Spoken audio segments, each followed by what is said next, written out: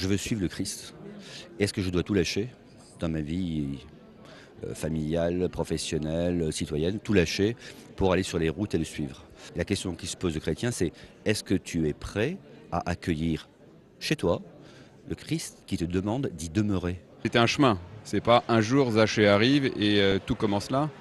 C'est une rencontre déjà avec Dieu par étapes.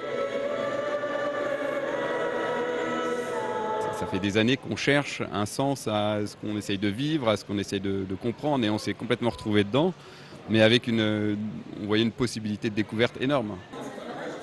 On avait entendu parler l'année dernière en venant à Paray-le-Monial et en s'impliquant dans le parcours Zachée, c'était encore une fois un appel qui est venu de différentes communautés du parcours Zachée, et donc on s'est dit que c'était une bonne chose que de venir avant les sessions de l'été pour nous regonfler. Vous savez comment ça marche Paray-le-Monial, hein, on se sent gonflé de foi. J'étais intéressée par la doctrine sociale de l'Église et j'ai vu sur KTO, au moment des élections l'année dernière, j'ai vu qu'il y avait ce forum qui était annoncé et je me suis dit tiens, j'ai découvert comme ça et j'ai dit il faut que j'y aille parce que j'ai envie de savoir comment mettre en pratique la doctrine sociale de l'Église. Ni une ni deux, dès qu'on est rentré à Nantes, on s'est inscrit, on a regardé s'il y avait des groupes Zachée qui se créaient et puis on s'est inscrit tout de suite. Et pour nous c'était voilà, l'étape de l'année à la rentrée qu'il fallait absolument suivre et qui nous a guidés jusqu'à ce week-end aujourd'hui, forme Zachée.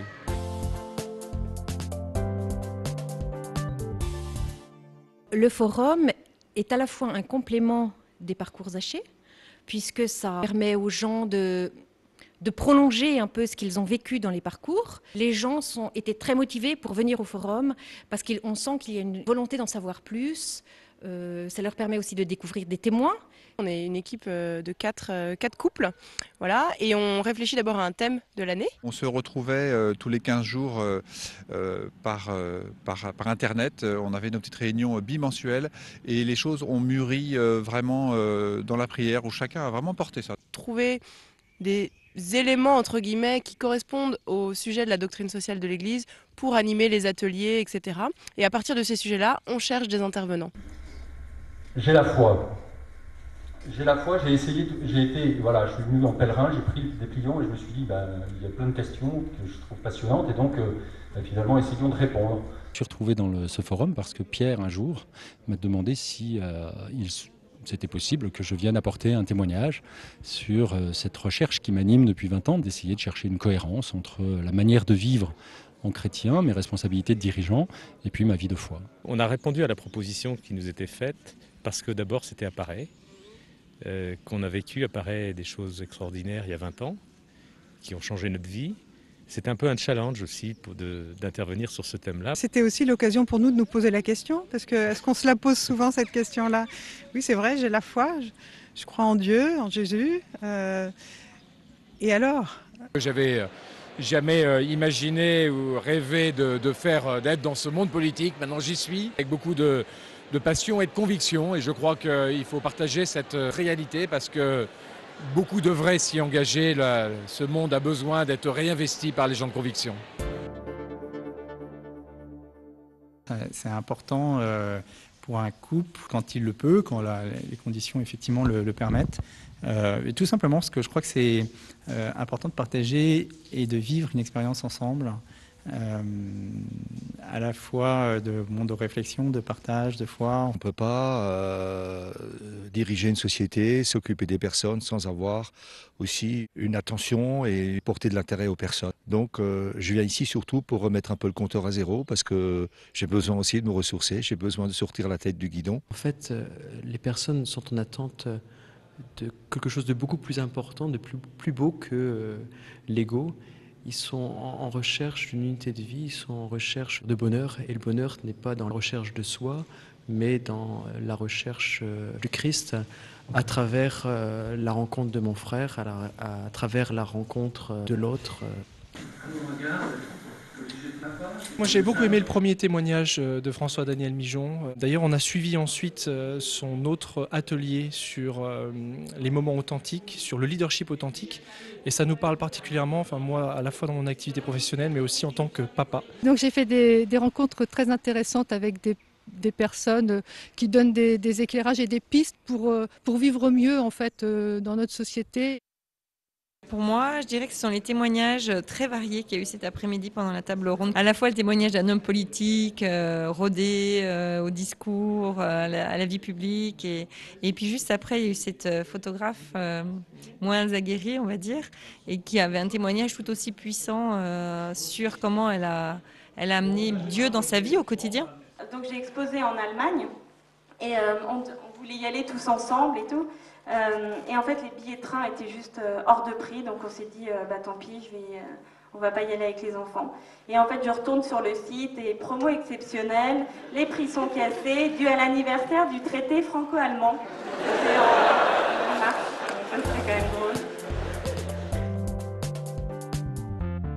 Je suis facilitateur graphique ou scriber, c'est-à-dire que je capture les idées qui sont émises par le groupe et je les restitue sous forme de fresques avec les idées clés et les dessins. C'est beaucoup plus riche et beaucoup plus complexe comme message, c'est beaucoup plus difficile de choisir et d'écrire le mot, la parole, l'expression qui peut toucher. On est dans une société qui donne des outils, qui dit comment vivre, qui essaye de dire comment vivre, que ce soit les études, que ce soit les médias, etc., mais qui ne donne jamais le sens, qui ne donne jamais pourquoi on vit profondément. Et il n'y a que le sens profond de notre vie, de ce que nous sommes appelés à vivre, de ce que nous sommes, qui va nous donner les moyens, la manière, les outils pour vivre. Tout seul, on n'a pas forcément beaucoup d'espérance parce qu'on a l'impression qu'on est victime du système. Et j'ai envie justement de ne pas être une victime et de pouvoir contribuer activement à ce que ça change en fait. J'ai été beaucoup marquée pendant le week-end par les témoignages qu'on a eus, divers et variés. Et ce que je trouve chouette, c'est qu'il y a dans tout ce qui est dit, ce qui ressort, il y a une unité aussi dans leur vie, dans toutes les dimensions de leur vie, que ce soit professionnelle, familiale, etc. Et donc ça donne envie d'essayer effectivement d'unifier nos vies en mettant Dieu. C'est une vision complète de l'homme, quoi. Ouais. Donc voilà, ça donne envie de s'engager un peu plus.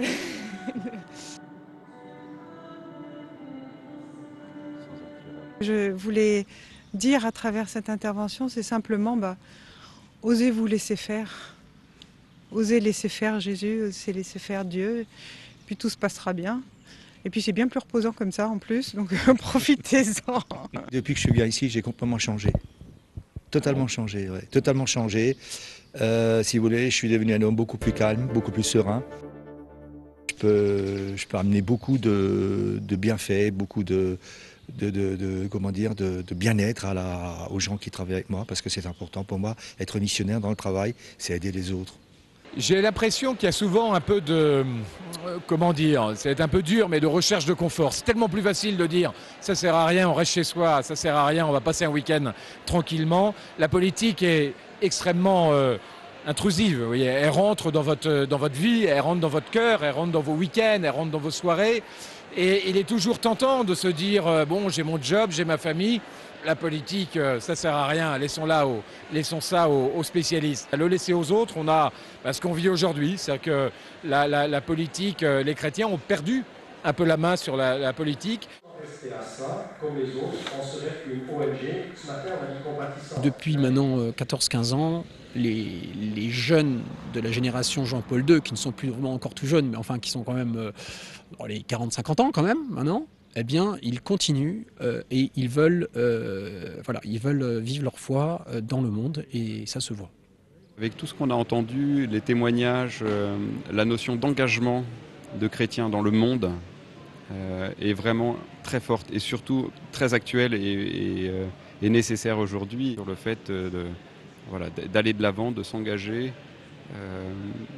Je ne sais pas encore comment, j'attends peut-être l'adoration pour savoir, mais voilà, il y a ce désir en tout cas, et qui reste à construire, mais c'est certain. Je pense que j'ai pas encore fait le parcours et que c'est pour ça que j'ai soif en fait de le faire. Je pense qu'il faut pas être seul, il faut que ça soit, faut qu'il y ait de l'émulation et qu'il y ait une synergie qui se crée. Quand on a lancé ça, on l'a fait abandonné, sans penser quoi que ce soit, sans aucune stratégie, vraiment sans autre vision que celle de l'intuition que c'était une attente. Et 6 ans après, il y a 5000 personnes qui se forment, c'est dans 15 pays, c'est traduit en 3 langues, et sans qu'on ait fait quoi que ce soit. C'est-à-dire que c'est un souffle. Et donc le premier fruit que je constate chez moi, c'est la transformation de ma foi. Abandonne-toi. Laisse-toi aller au souffle de l'esprit. Si c'est dans le souffle de l'esprit, le bateau avance. Si c'est pas dans le souffle de l'esprit, il n'avance plus, on fera autre chose. Le Seigneur se servira de toi pour autre chose.